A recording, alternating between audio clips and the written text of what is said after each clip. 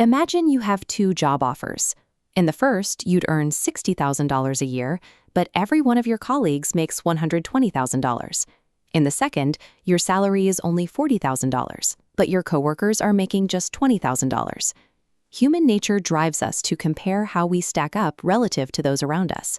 In the second scenario, even though you are making less money, you are doing better than everyone else in the room, a social dynamic that often generates more actual satisfaction than a higher but inferior salary. This raises a strange paradox. If we prioritize relative status over raw mathematical value, does acquiring more money actually buy us more happiness? Our satisfaction with wealth is relative.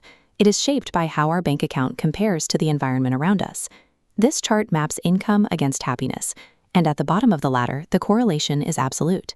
Money buys joy by removing the crushing mental burden of debt and survival. When those basic needs are met, we see a sharp, steep climb in daily well-being. This initial spike in relief can condition our brains to expect a permanent trend. We assume that if the first $50,000 felt this good, the trajectory will simply continue upward forever. That assumption is a mathematical illusion. The rules governing the relationship between your income and your mood change the moment your basic survival is secured.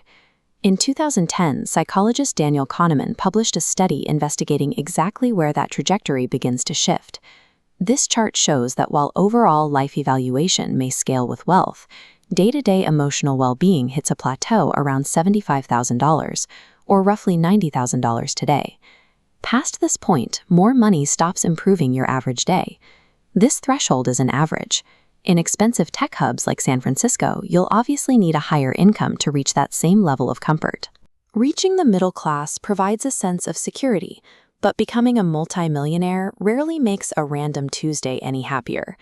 We stop noticing the benefits of wealth because of hedonic adaptation. Much like walking into an air-conditioned house on a hot day, we normalize new comforts almost as soon as we acquire them.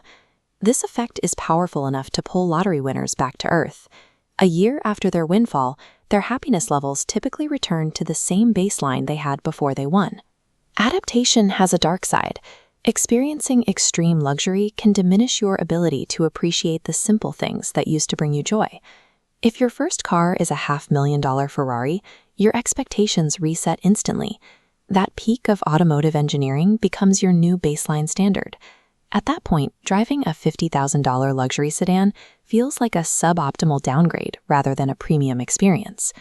Social media acts as a hyper-accelerant for this misery. It forces us to compare our daily lives to the top 1% of the entire world at all times. Chasing higher income on the flat part of the curve keeps us on a treadmill, running faster just to maintain the same level of satisfaction. Breaking this cycle requires strategic deployment of the capital we already have. Spending on temporary experiences, like a concert or trip, provides a higher emotional yield than permanent goods. Because they are short-lived, we never adapt to them. Data shows that money spent on others, through gifts or charity, creates more internal joy than capital spent on oneself. The most effective strategy of all is using wealth to purchase subtraction.